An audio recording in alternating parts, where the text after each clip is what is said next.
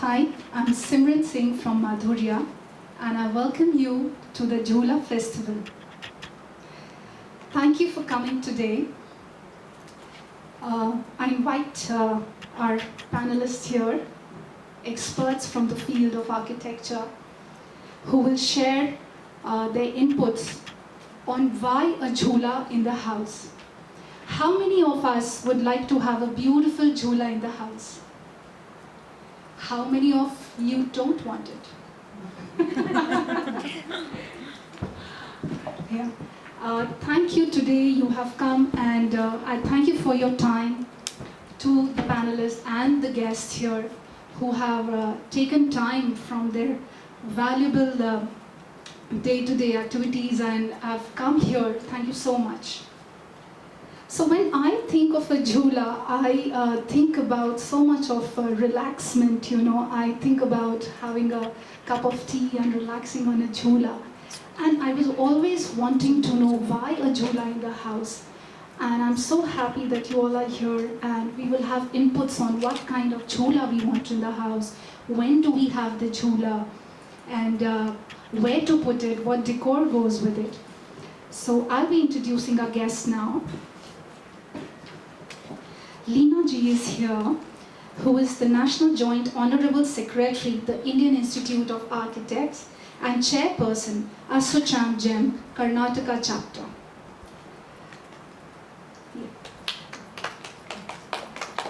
Nitin Salapurkar Ji, Honorable Past President, Triple ID. Bindi Salapurkar, Honorable Past Chairperson, Triple ID BRC, Vice Chairperson, ASSOCHAM GEM Karnataka Chapter. Mahesh Chadagaji, Interior Designer and Photographer, Committee Member, Triple ID BRC. And Nandini Ji, Nandini Sundarji, Writer and Editor, Antarya. So I would welcome Nandini Ji to take on the discussion further. Thank you so much.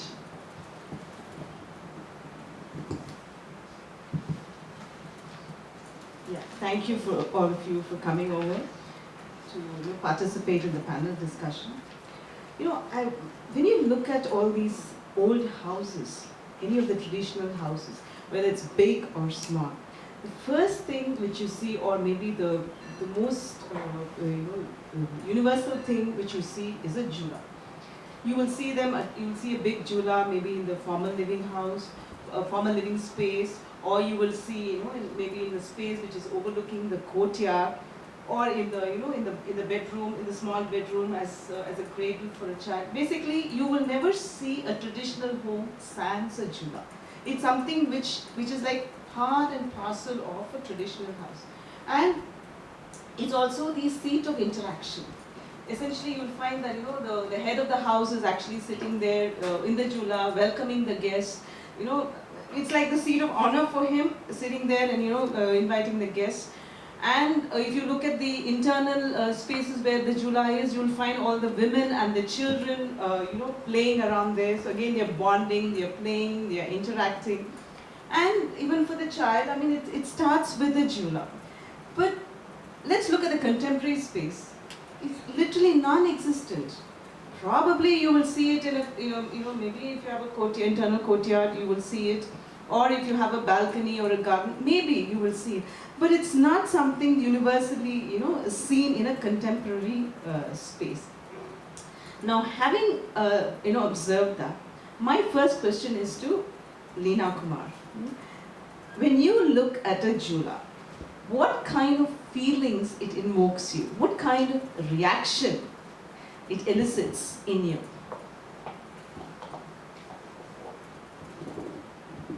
Okay, thanks Nandini.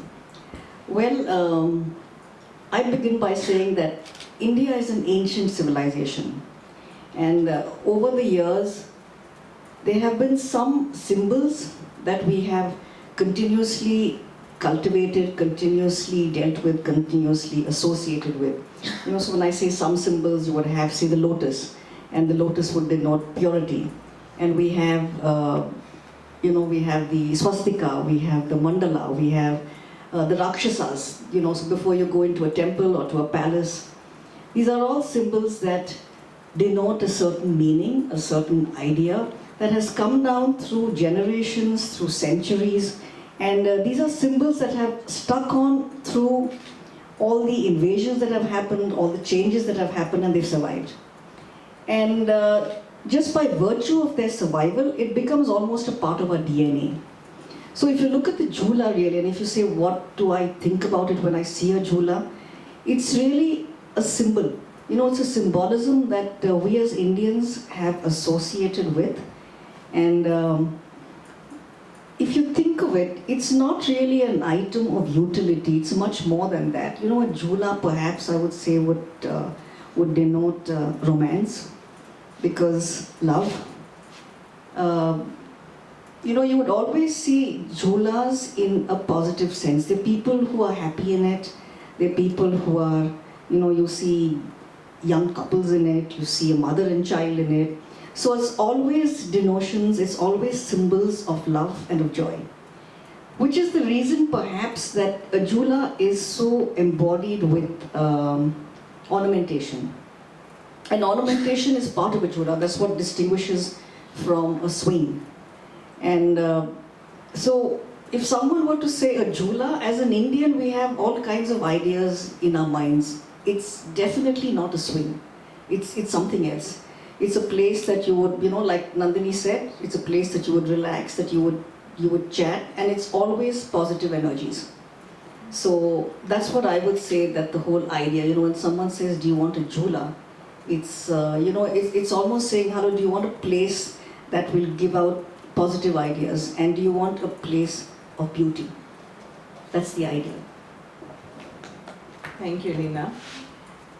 You know, I take it from that angle. We're talking about positivity, we're talking about love, etc. Now, when you look at the current day scenario, everybody is so busy. And when you look at a normal contemporary household, everybody's got their own rooms, you know, locking themselves in. Hardly they're not even coming out to the, you know, dining table to interact, to bond. So something, in fact, this is something which has been, you know, missing in the current day household, the bonding, which was very much there in the, you know, traditional households. And that was a joint family, and they were bonding together. Here you're talking about a neutral family, still there is no bonding, you know.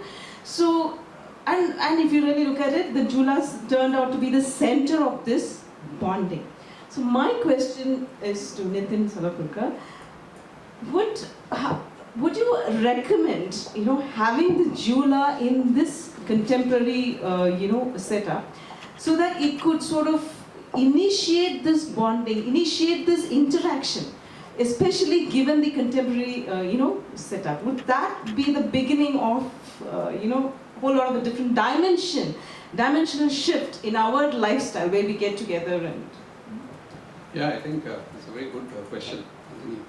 See, the jhula is something very deep in the Indian psyche. You know, we have had it in our mythology. The whole Krishna Leela is full of songs around jhula, and there are so many things happening associated with the jhula. As children, we were, you know, put to sleep in a cradle. So our association with jhula starts right there from childhood. And as children, I mean, we may not consciously remember, but when we are in a jhula, we see a lot of people around us. So the jhula has always been a central place in the house, you know, to have people around. And traditionally also, the jhula was a place which brought people together. It was always the center of attraction. Now, so having said that, today we don't see so many jhulas, and the reasons are many. One is, of course, there's been a shift from joint families to nuclear families. We've all moved to urban areas. Some of us have the place, we may have a jhula, but not that we consciously know, you know, that we must have a jhula. It's not a must. But then those of us who are sort of still associated deeply with our culture, we do feel the need of it. So there's a lot to the jhula, you know, that it does. And jhula is, of course, we decorate our houses with lots of interiors and all that.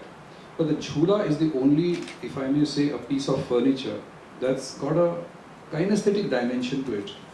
All other furniture is very static. So there's a lot of difference to it.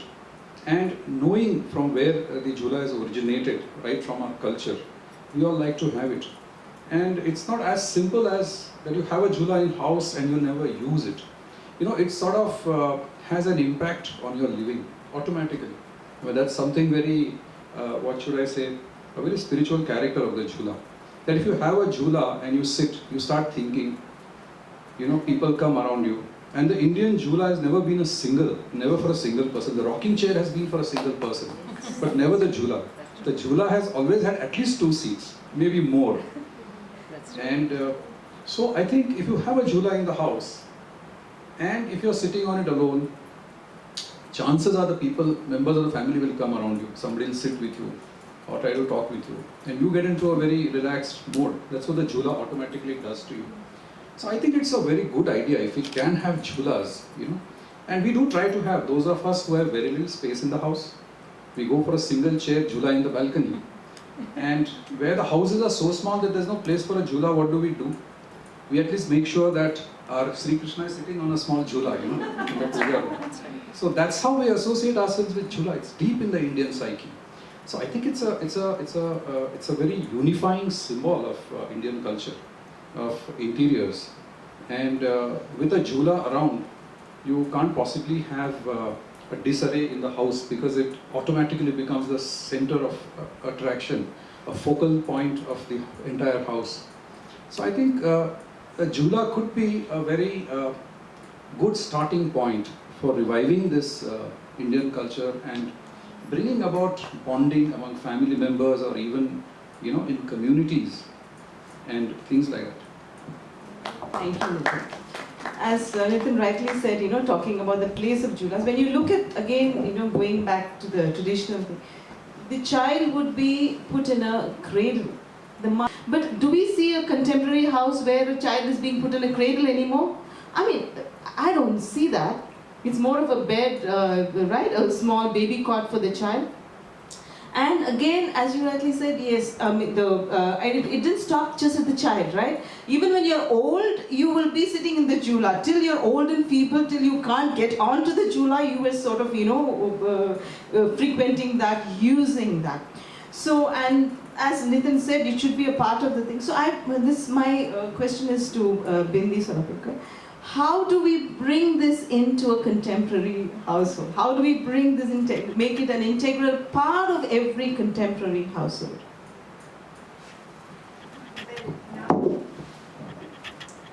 Our life has tremendously changed in last 4 to 5 decades.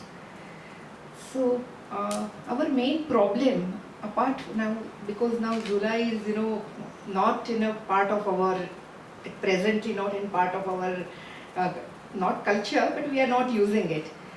So I personally feel that because of our so many years of different lifestyle and high ambitions, we have forgotten how to relax. And Jhula is a place for relaxation. So if we have to find the place in contemporary way, I think first, we need to ourselves relax. And I look at it a little more differently, that spiritually, and that Jhula is very soothing. So if we have to make it as a contemporary way, perhaps we need to first change our lifestyle, and we need to understand relaxation. And then perhaps you could think of having the Jhula in contemporary. Thank you, Bindi. Okay, that's a very good point. I mean, you're talking about relaxation. Now that, takes me to another level. When you look at when you sit in a Jhula, the first thing you do is relax. I mean, you're just sitting there, closing your eyes, you're rocking there. You forget about everything, probably you go into a dreamy state, romantic state, if need be, if you're in that state of mind. But essentially, it's also a meditative state. So essentially, you are kind of de-stressing. right? So these days, I mean, current lifestyle is extremely stressful, especially with COVID. The stress levels have really skyrocketed. So can we? My question is to Mahesh Charaga. Can we, look at Jula as a stress buster in the modern day scenario? Absolutely. I take it forward from what Bindi says. First of all, you have to get into that level of, saying that, you have to de-stress yourself.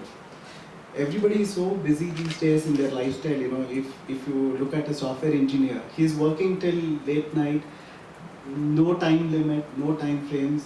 Even for architects and interior designers, you see, everybody has a deadline to work with, and there's so much of a stress.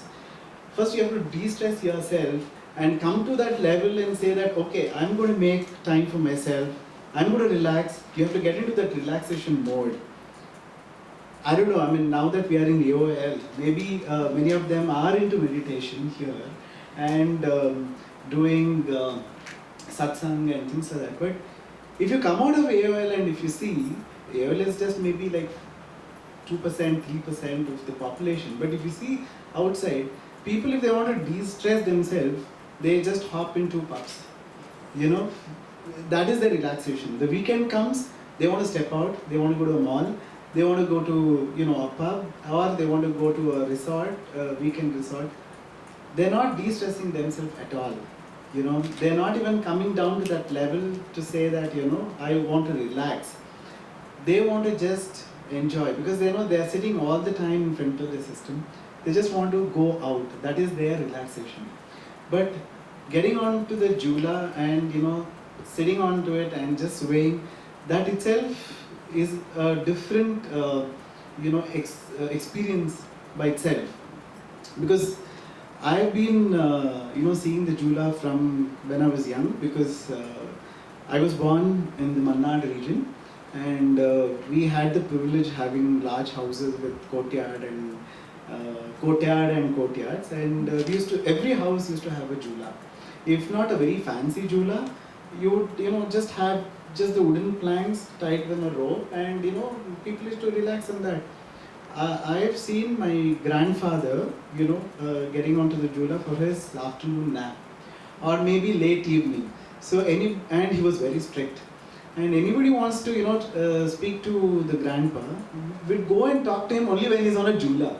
So that time, he's in a nice, relaxed mood.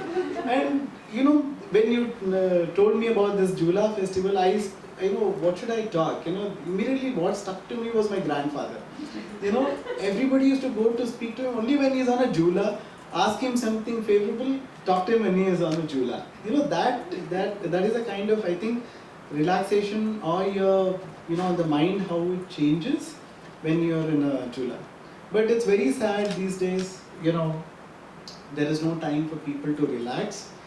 And since I do interiors, I've seen there's no space to have a nice Jula. Even if you have to have a 5 feet Jula, as Nitin was saying, for a 2 adult, there is no space, So, and I've also seen people having Julas in balconies, like what he was mentioning. Today the balconies are all shut, saying that they don't want to see the outside world with the noise and the dust. It's all sealed. I can only see the hook, which is still there, but there's no Jula. And there used to be these hanging pots, if you've seen the 80s and the 90s. Today I don't even see people having hanging pots or a Jula. So that's a sad state of affair. But yeah, somewhere I think we need to bring that Jula culture. In a small space, it's a challenge. If you're doing a larger space, yeah, maybe that would be the center of this thing, as what Leena said. Everything revolves around the Jula. All that is nice to say, but yeah, today's scenario, it's kind of a challenge. Definitely, yes, it is a stress buster being on a Jula. I have experienced myself in my grandparents' place. Thank you, Mahesh. Okay, we're talking about small spaces. This is something every urbanite is sort of facing. It's all sized down apartments, matchbox apartments, tiny spaces where you don't even have a spare bedroom, so you have a sofa cum bed which you just open out when you have a guest. then talk about a Jula in that space, you're going to have a problem, you know. So my question is to Leena, how are you going to, you're an architect, you're a designer, how are you going to size down the Jula? How are you going to design a Jula for these kind of cramped spaces? Well, for one thing, time moves on. The world is becoming flat. All of us are traveling, and we have influences from all over the world that's coming on to us. And while we do say we are Indian, we have our own culture, we have, every place has its culture, has its designs, and we are learning from each other, we are imbibing from each other. So I think when you talk of any of our traditional crafts, items, utility items, everything has to undergo, I think, a transition and a change. So when you say you have to have a Jula in its same form in a small space, perhaps that's not really workable. But it depends on us on how we reinvent it. So if you look at, look at a cross section of our country, let's say you look at music. Music has evolved, and you have Bollywood music that is known all over the world, and it has its own style. It's very Indian in its essence.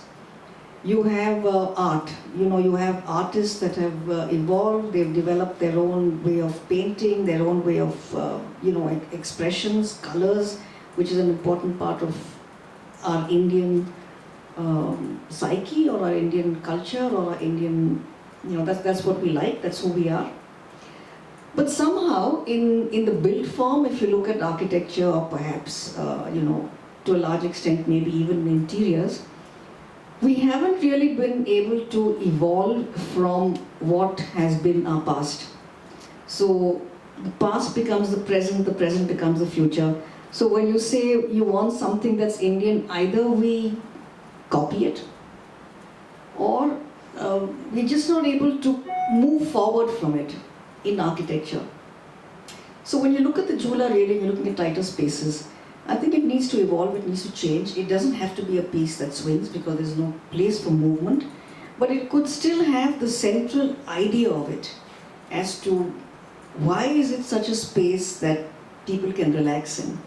And if you go into a deeper study of it, it's an evolution of design. And if that evolution were to come about, I think it would translate, it would change, it would imbibe, but it would survive.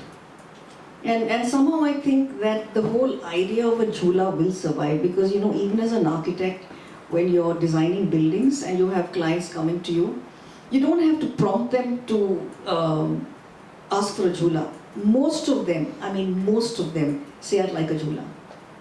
I would say almost 80% of them. Sometimes it's possible, sometimes we have it, sometimes, we don't have it because there's a space constraint. But I would say that's really the problem of us designers. We haven't been able to evolve the idea beyond what is existing traditionally and as an idea of what a Jula is.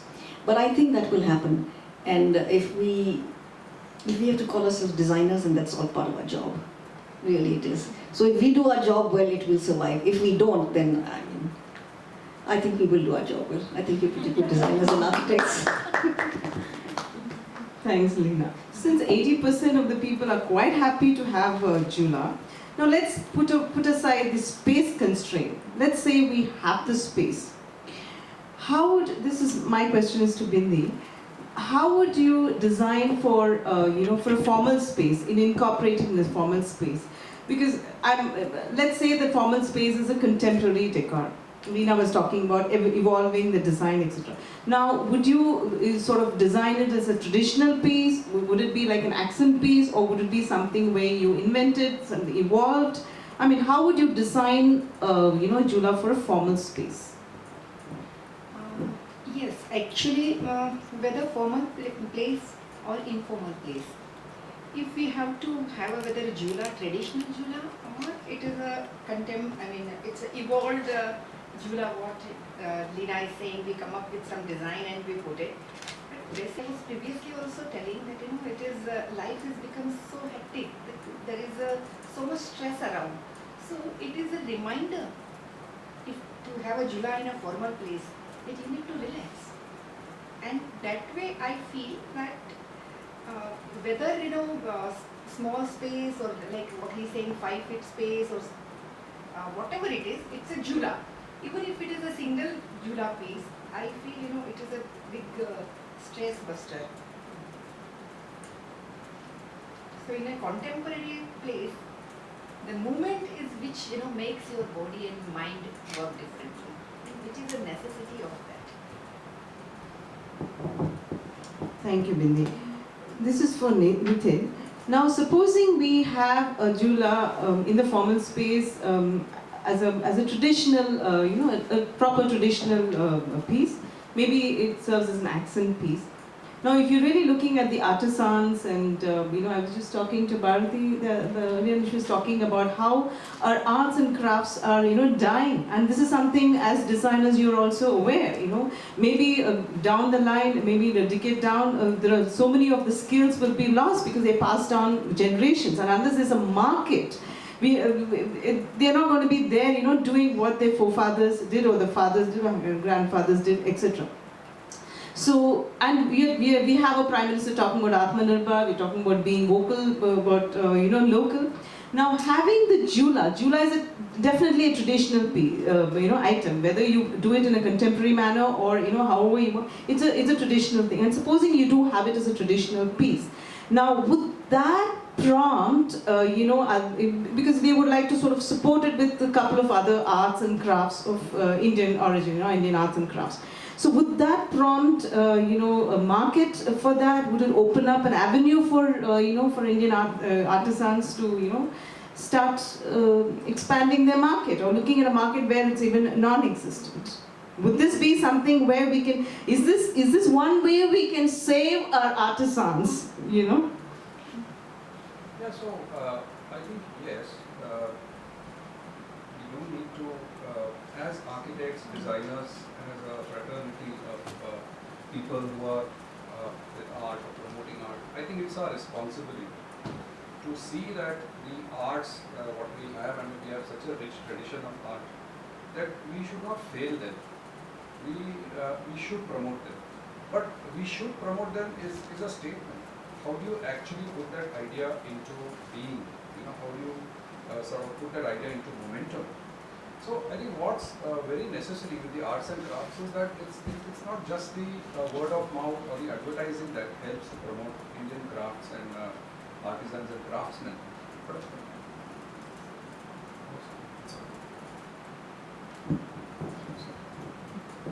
was I heard? Yes. All right.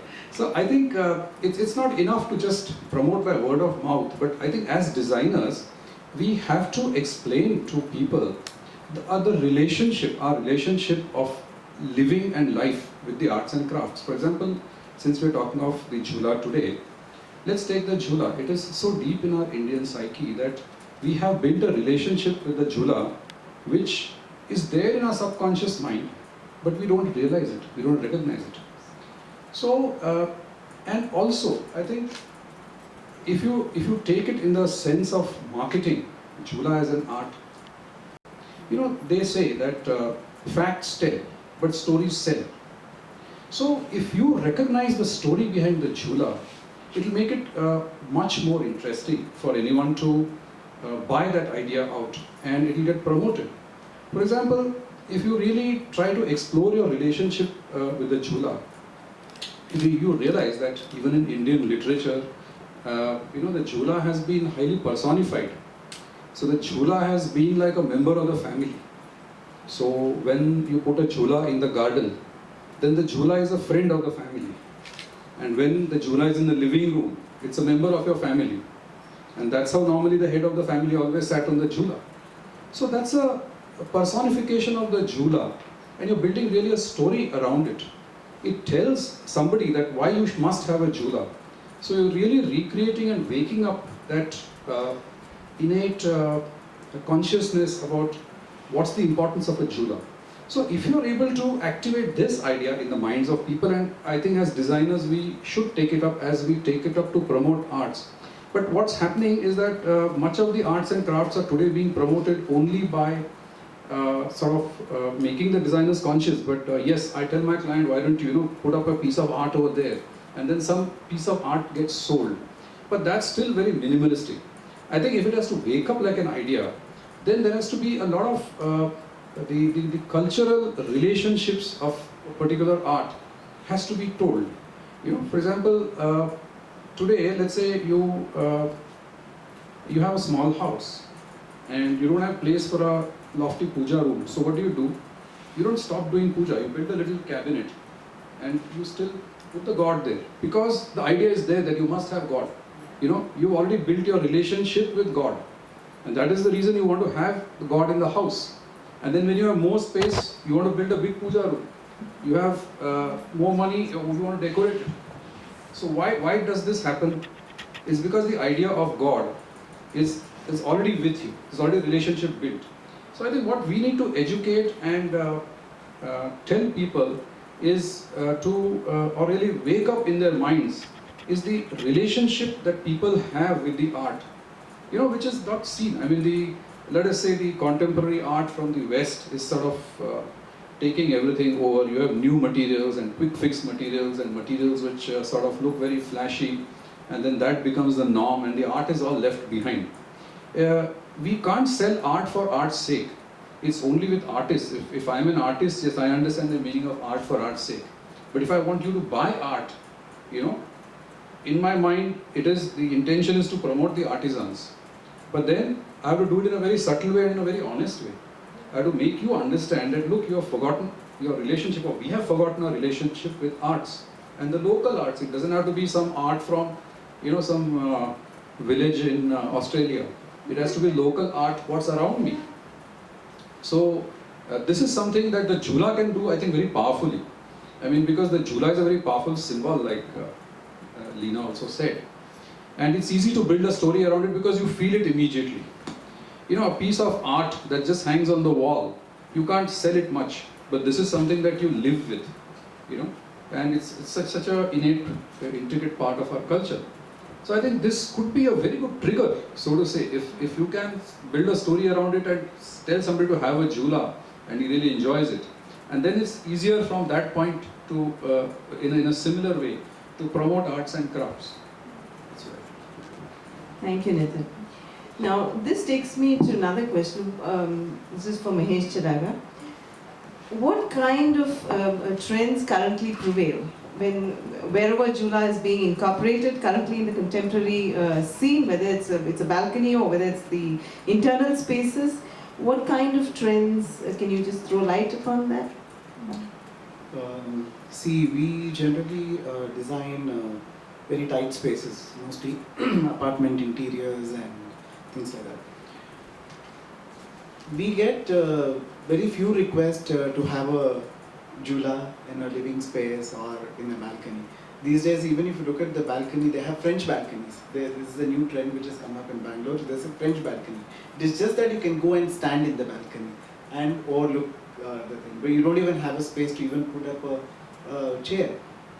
So, having said that, we also have clients who will say that, you know, we have inherited, you know, the Jhula from my ancestors or my father or things like that. So then, you know, what we do is we try and put it up in the living and cut down on the couch space. So we do a L-shaped couch and try to do this as a separator between the dining and the living space, because these days the apartments are comes with living and dining and the kitchen open. So we do this as a separator, this thing, so that becomes the center of this thing. How much of it is used? I don't know. If really the client would actually sit there and relax, no. It is inherited, so they want. So maybe the couple's parents, maybe the mother or father, somebody is there, they might rest there for a while. But I haven't really seen the younger generation coming and sitting on the Jhula. So that, I don't know, as you said, you know, maybe we have to build a story around it and, you know, make them experience the Jhula. When Leena said, you know, we have to change the design, evolve the design of the Jhula and, you know, make it non-movable. But I don't know, the very essence of having a Jhula is, and the experience is, when only it swings. If you're just sitting on a Jhula, this thing, and if you're not moving, you don't feel that. The feeling is only when you are on the Jula and it sways. You know, the first experience of the Jula in our house when we have was when my daughter was born.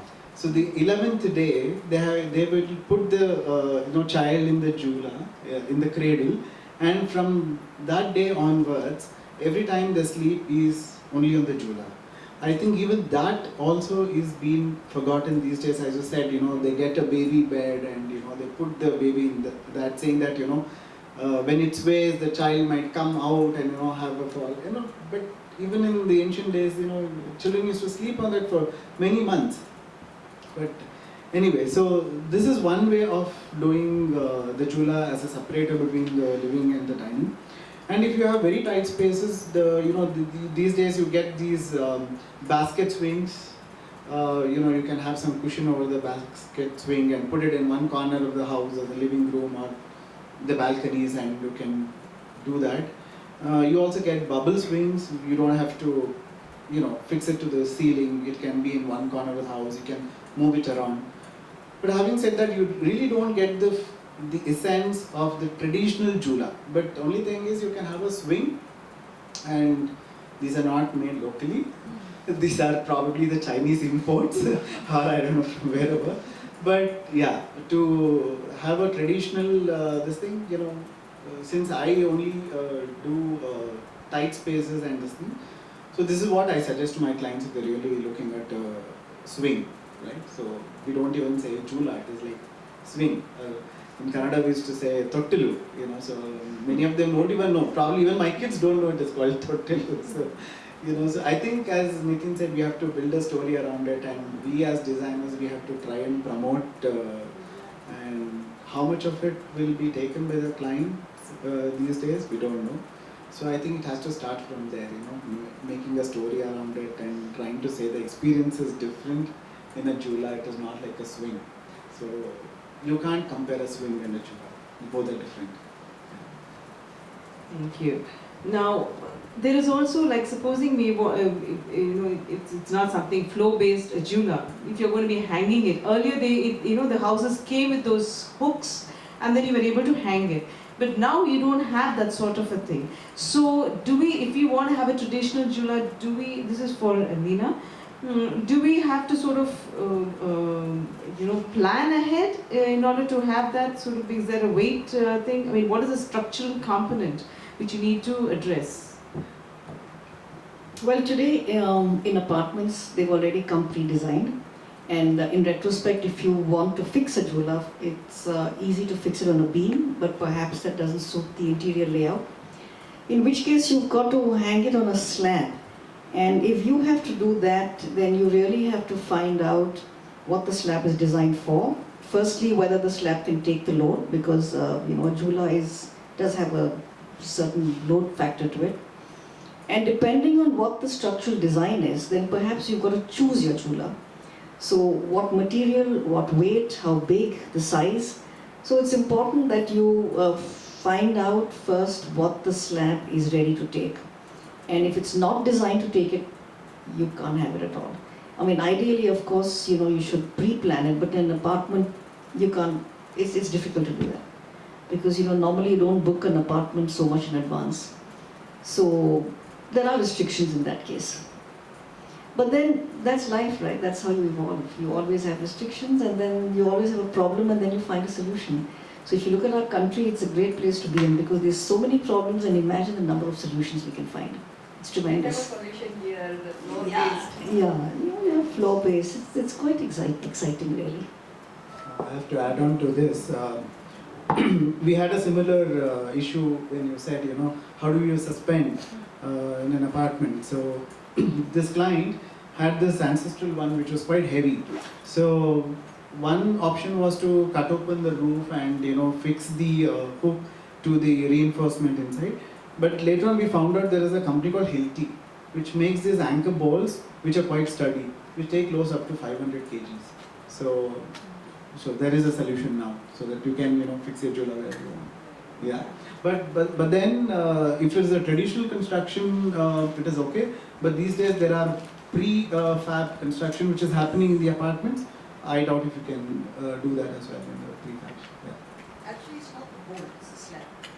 Is it? You get the slab taken. Okay, so I'm going to ask this question to all of you. Now, since we've understood that, like Nitin said, 80% are quite happy to have it. And then Mahesh said, well, if you fix the traditional Jula, but we don't know who's using it. So we are looking at a paradox of having that and not using it. So my question to all of you is, like, in your forthcoming spaces, would you ensure that a Jula is incorporated?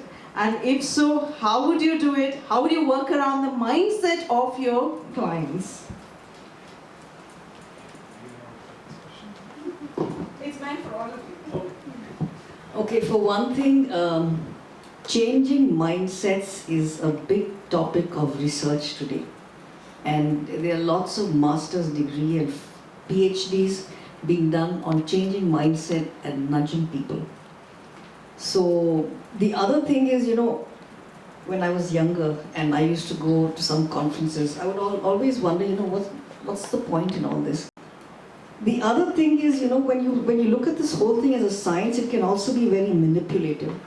And then we start beginning the whole sense of being spontaneous. We lose sense of connecting with ourselves because everything is engineered for you. This whole thing about Facebook and they know what you're doing, and so when each one of us open the news feed, we only see what we want to hear, and then we become close to each other. We lose sense with ourselves. So spreading of an idea is good. There are ways to do it, and it has to be done intelligently, well thought of, with good intentions. So when you say, how do you spread the idea? I don't think that's so difficult today if we really put our mind to it. Because social media is a heavy tool and everybody knows how to use it. So it shouldn't be too difficult, really. Would you be using it in any of would you try and at least sort of ensure it is used in your spaces, in your forthcoming spaces? That's the question. Will all the designers try and implement? Whether you succeed or not, that's a different matter. I mean, there are two things to this. One is the whole idea of it, I think, like we've all said as Indians, we like it. And if the Jula really fits into a space, into a design, yes, most certainly. But, to say that every space must have it, maybe is a little difficult because we're all, as people, we're all different. We have different ideas, we have different notions. And if you're talking about Jula in a house, every person wants to convey something different to the people who come in. So if you see houses, you will see some houses that are warm, you could see some houses that really convey arrogance. There are some who convey, wealth. So each one conveys something different. And the idea of the Jula must fit in. And if it does, most certainly yes. But it shouldn't be there because you just say you've got to have it. So if it fits in, yes, I think, well, most certainly, it's something I think that comes to an architect quite naturally. You'd like to have it, but it must make sense in the whole space. Yeah, it also has to be the client requirement, right? I can't be pushing that, no, as a center, this thing has to have a Jula, right? So we always, work with the client, we design for the client. Otherwise it becomes my home. Every other home becomes my home if I try to push, or they'll say this is Mahesh's chapa, because it has a, Jula everywhere. So this is, Mahesh's work. So it shouldn't be like that. I think, we leave the liberty of, saying, okay, this is what I want the client would say, and accordingly we would design. But Jula itself has to become the center of this thing, may not be a good idea in tight spaces, I've been telling you. But if the idea is okay with the client and if there is space, then why not Jula? There's nothing better than a Jula. At least in some corner. Yeah, not in the corner, center of the house.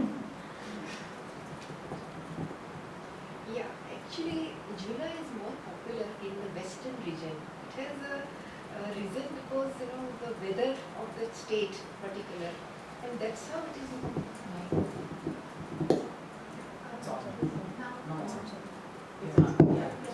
And that's how it is very popular in West. If you see Ahmedabad, Baroda, all are very hot zone. So there now also 80% of the people they use Zula. So if we have to take a Zula concept in South, particularly in Bangalore, then perhaps I would use it for the semi-covered spaces, where Zula can be promoted as a concept also, and it is design-wise also it is workable. But for that you require a house with a larger area, where we have a freedom of designing the semi-covered spaces, and we can use that. Yeah, I agree with Bindi what she says. Most of the hot places have more chulas and open spaces, because even if you go to the coastal areas, if you go to Mangalore region, or you go to Tamil Nadu, or you go down south, Kerala, most of the Kerala houses and Tamil Nadu houses will have a jula. It is not very ornate kind of a jula. At least they'll have one, a plank with, a rope or maybe a string, things like that. So if you go to traditional, an Iyengar house or whatever, definitely there will be a jula there with a nice brass trims and things like that, right? So I think it, as she said, is mostly like, in places which are hot places. But I think if I go to Kashmir or whatever, I haven't seen much of a jula at all, because their lifestyle is very different, because they all sit down, they don't have a couch, they all sit on the carpet. So I think it is also again from region to region it would change. I think it's more of a hot place thing, you would see julas around. Even in Rajasthan you would see that. Yeah, I think that's true, because the jula as an element evolved in the hot regions. You see, because before the advent of fans and all that, it was the only thing that aired you, that made air move around your body by sitting on the jula. So to that extent, after the advent and invention of the fan, it still stayed on, because the fan didn't reach all the houses so soon. It has reached about maybe 40, 50 years ago. So the jula did have its mechanical importance in the house, though we had already built a relationship with the jula, but we had forgotten the relationship, and we thought that the jula had to be there. So I think jula today, maybe it's not so popular as a need in maybe the cooler places, like you said. In Kashmir you will not find any jula. But I think the use of jula as a element to sort of air yourself has long passed. And the jula is now seen as an experience. It's really an experience of swinging in otherwise a very static living space, where if you are moving, then you're walking or you're running, otherwise you're sitting at one place. But where do you have the experience of sitting and yet moving? It's only by a jula. So I think this experience we are able to give to a client, most of the times the client does get fascinated by it. He doesn't realize that this is something he's been missing, or that this is an element that will add a lot of value to his living or to his decoration perhaps. But then, like Leena said, it has to be a part of the design. It has to be a part of the client's aspirations. So if you can include it as a part of his aspiration, then yes, the jula is definitely in. Otherwise, then you've lost the opportunity, because many clients think that, oh no, I want my house absolutely contemporary, absolutely modern, no traditional elements. And so that's how it goes. But then with all that, they'll still have a puja. So I wonder how they're not traditional there. Why is traditionality only questioned when it comes to having a jula? But I think it's a very beautiful element, and it's a sort of an experience that once you have it, you don't care whether it is traditional or it is modern or whatever it is. So I think if jula is sold as an experience to the client, most of the times I've seen they will accept it. But like Mahesh said, that it cannot become a stamp, that every design that you do must have a jula. It's not like that. It's a little different from that. But yes, I think most people would like to have this experience in some form or the other. So you may have a single bubble jula in the balcony, or probably a hammock, but I don't think a hammock comes anywhere close to a jhula. A jhula is a very different experience. A hammock is something else. So I think it's very Indian, the jhula. I've not seen the jhula still in foreign countries, or probably there has been some connection with the Orient, which has taken the jhula to foreign countries. So I think it's possible to have jhula, and I think we should have jhula. I remember an experience which now I relate, and it sort of surprises me. I must have been around 10 or 12 years old when my grandfather passed away. And we were in our ancestral house, and I mean, of course, we were then, my childhood was in Delhi, and we had been there. So after about 2 months of staying there, we were moving back to Delhi, and my grandmother asked me, "Nitin, why don't you take something from here? Your granddad has left you so many things." And I chose the jhula to take, you know. I said, "Can I take this?" She said, "Yeah, take it." But it was too big to pack and take, and I didn't understand what it would mean to take. But today when I recall that, I really feel that why did I choose that? There were so many nice desks, there were so many nice chairs, tables, but I chose the jhula. You know, later on, after about 15 years later, I happened to pick it up and bring it. It's there in my house now. But that is the impact a jhula can have on you, you know, and that's the relation that that you have with the jhula right from childhood. It stays with you somewhere. It needs a trigger to bring it out sometimes. Thank you, Nitin. So, as we can see from the panelists, this very, very Indian concept of jhula, it's not really a Western, probably, you know, this is something which we can own, you know, because it's very much part of our past, a traditional past. And as all of you rightly said, it is still, you know, the presence of it is dependent on your space, the inclination of the client, the cultural, you know, ramifications, and also, you know, the weather aspect, etc. But it still holds good that there is an experience attached to the jhula, and there is a, you know, a mental, physical, emotional connect to the jhula, as Nitin said. I mean, he didn't know what it was. Probably it was that experience he had. So if we can sort of, you know, revisit this experience and, you know, sort of incorporate the jhula with this aspect that it affords you a different experience, probably, you know, a beginning has been made. You know, and probably that's where, you know, we will be genuinely revisiting the jhula. So you don't need to really work on the mindset of the clients. Automatically they're going to say, let's find a space for the jhula. Thank you very much.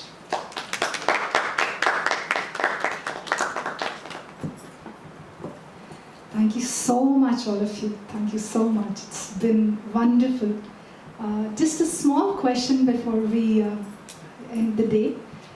Your minds when Madhurya invited you for a jhula conversation like this.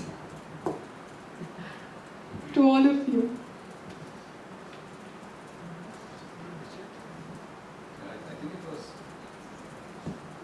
I think I was quite fascinated, because never before has something like the jhula really come up, you know, for a panel discussion.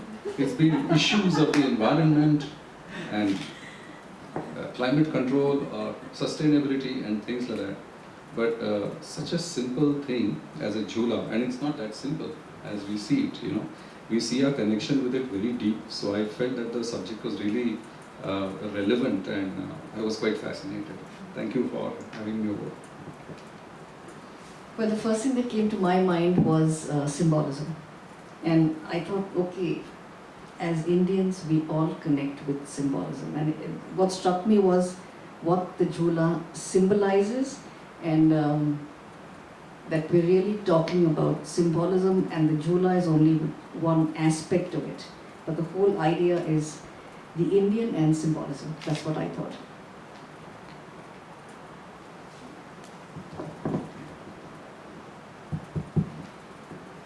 I thought spiritualism and jhula. So I thought, you know, anyway it's an interior product. So perhaps, you know, there might be some different way of looking the jhula. So it would be interesting panel discussion. When Nandini told me about the jhula, first thing what came to my mind was the jhula which we have in our house, which is opened every Krishnashtami, and after that it is packed and put back. It is such a nice Jula, but we use it only once in a year, and that too after Krishna is born in the night. We put the silver idol in that, and we swing, and after that the next day it is packed and kept till the next year. So this is what came up to my mind, nothing else. Okay, when Bharti told me to moderate Jula, so I was wondering, what do I ask? I mean, what? Then suddenly I realized, my God, I had to put my thinking hat on, and all came to my mind was the experience, the joyful experience that I've always had whenever I've sat on a Jula. To this day, when I see a Jula, I want to go sit there and swing. Okay, it's like it just draws me like a magnet. So that's the only thing which came to my head. Then I started thinking, and then I realized there's many more layers, multiple, infinite layers to this Indian concept of Jula. So that's when I thought, and I realized, oh my God, there are so many. And then I was so happy to moderate, and I have to say thank you, Bharti, for giving me this opportunity.